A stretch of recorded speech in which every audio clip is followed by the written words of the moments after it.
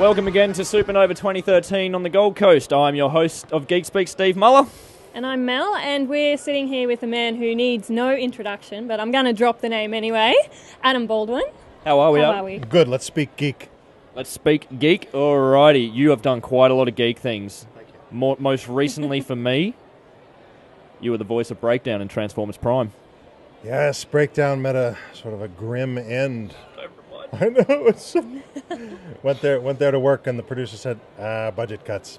Your character dies. Really? There he went. And you've also done a few other quite geeky shows. One in particular, you weren't a geek for sure.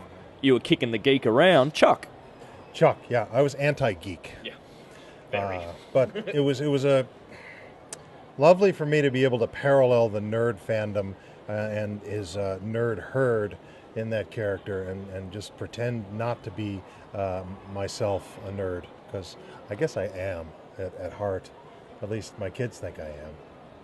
Dad, you're a nerd. Boring. I do have to ask, Full Metal Jacket, Stanley Kubrick, what was it like working with him? Working with Stanley Kubrick, that was cool. We were just talking about that back in the green room. He had us on the wall, before the attack of the sniper scene, for about 4 weeks or so. And so when we would arrive to work, pre-dawn hours, where are we today? Oh, we're on the wall again. Okay, great. But there's the legend of Stanley is that he would do hundreds and hundreds of takes. It's not true.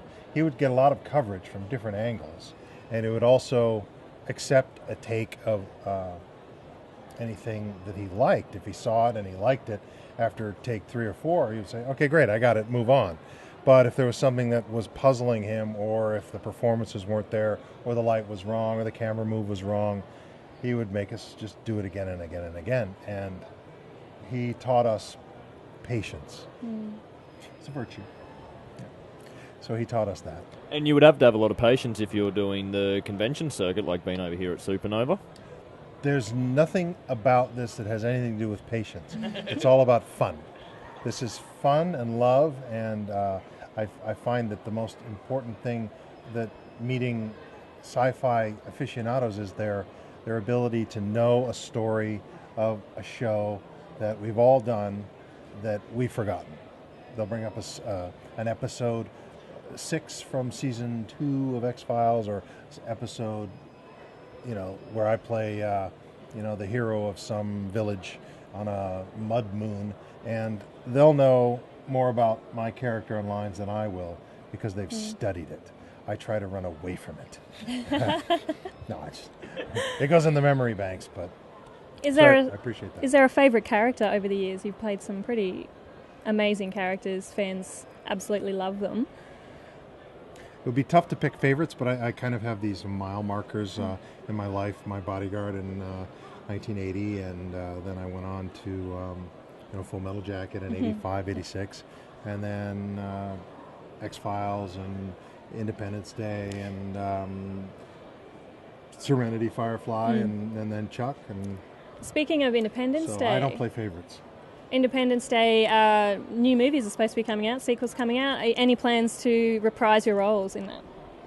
I've heard rumors that they're going to be doing that, and there's an old saying in Hollywood, you don't believe it till the check clears. Yeah. So we have cautious optimism. Cross your fingers, hope for the best. Can you see yourself doing any more work with Warner Brothers Interactive? Because NetherRealm Studios, because you have just recently done the voice of my favourite superhero, Green Lantern, for Injustice: Gods Amongst Us. Yes, I was fortunate enough to be invited to do that. I understand Nathan Fillion has also played the Green Lantern, so we a bit of contention there. So this bone of contention, rivalry coming after you, Nathan. But there's enough of that to go around, and if Warner Brothers is kind enough to have me back, that's great. And if not, well, that's the way it goes. What is next in the world of Adam Baldwin? What can we expect from you in the future? That's a good question.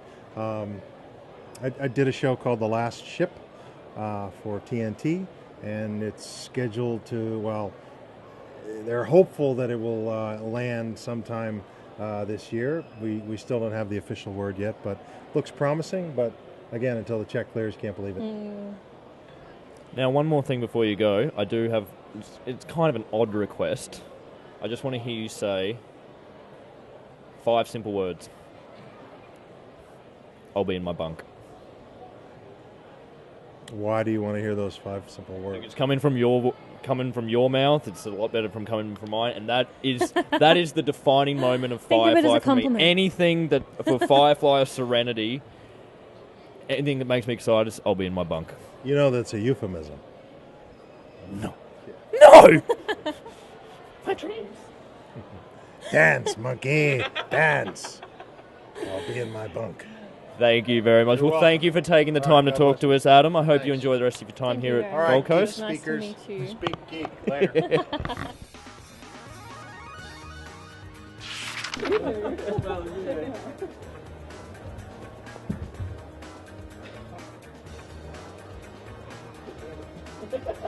What are you doing? Thank you very much. Thank you very much. That was a dry willy. Thanks a lot.